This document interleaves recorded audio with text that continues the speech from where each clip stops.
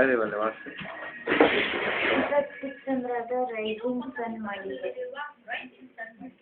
ಅಂಗಡಿ ಚಿಕ್ಕದಾದ್ರೂ ಇಲ್ಲಿ ಸಿಗೋ ವಸ್ತುಗಳಿಗೆ ಭಾರಿ ಡಿಮ್ಯಾಂಡ್ ಇದೆ. 150-200 ವರ್ಷಗಳ ಹಿಂದಿನ ಗೋಡೆ ಗಡಿಯಾರಗಳು, ಹಳೆ ಕಾಲದ ಫೋನ್ಗಳು, ಗ್ರಾಮಫೋನ್ ಇಲ್ಲಿದೆ.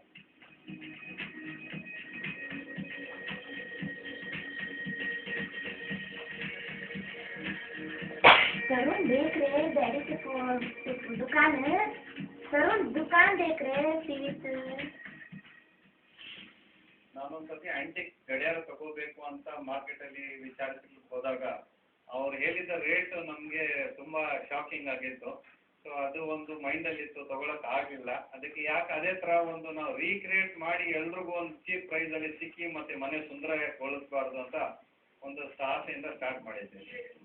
ಓಲ್ಡ್ ಇಸ್ ಗೋಲ್ಡ್ ಎಂಬ ಸಿದ್ಧಾಂತದ ಮೇಲೆ ನಂಬಿಕೆ ಇಟ್ಟ ಪ್ರಕಾಶ್ ಈ ಕೆಲಸ ಶುರುವಿಟ್ಟುಕೊಂಡಿದ್ದಾರೆ.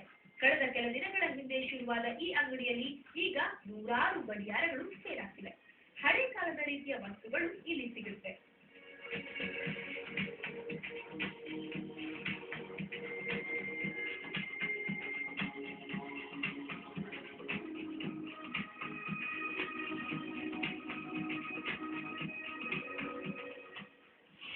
ಇಂಥ ಬಾಕ್ಸ್ ನಾನು ಇದಕ್ಕೆ ಮುಂಚೆ ಎಲ್ಲೂ ನೋಡಿಲ್ಲ.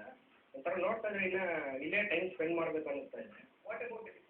ಟೆಲಿಫೋನ್ ಬಂದು ಇದೆಲ್ಲ ನಾವು ಹಳೆ ಕಾಲದ ಸಿನಿಮಾದಲ್ಲಿ ನೋಡಿದ್ದೀವಿ. ಟೆಲಿಫೋನ್ಸ್ ಎಲ್ಲ ನಾನು ಯೂಸ್ ಮಾಡೇ ಇಲ್ಲ.